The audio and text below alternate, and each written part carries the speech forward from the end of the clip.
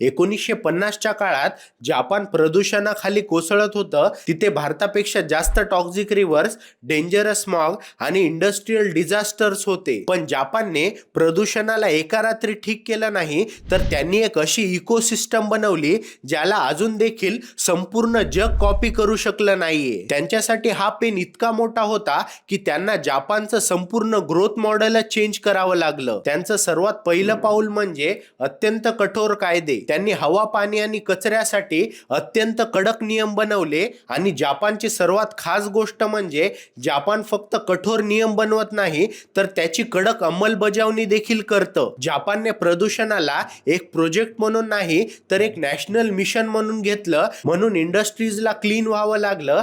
जपानच्या सरकारने पनिशमेंटसह इनोव्हेशनला देखील प्रोत्साहन दिलं, ज्यामुळे क्लीन टेक, फ्यूल इफिशियन्सी आणि रिसायकलिंग जपानचं कोर बनलं. शाळांमध्ये आणि कम्युनिटीजमध्ये त्यांनी वेस्ट सेग्रिगेशन शिकवलं, ज्यामुळे आज जपानमध्ये 90% पेक्षा जास्त हाऊस होल्ड परफेक्टली कचरा सॉर्ट करतात. जपानचं वेस्ट सिस्टम इतकं वर्ल्ड क्लास आहे की ते कचऱ्याला 55+ कॅटेगरीज मध्ये विभागतात. तिथे पब्लिक ट्रान्सपोर्ट आणि ईव्ही खूप कॉमन आहे, ज्यामुळे नद्या स्वच्छ होत आहेत आणि जंगल देखील वाढत आहे.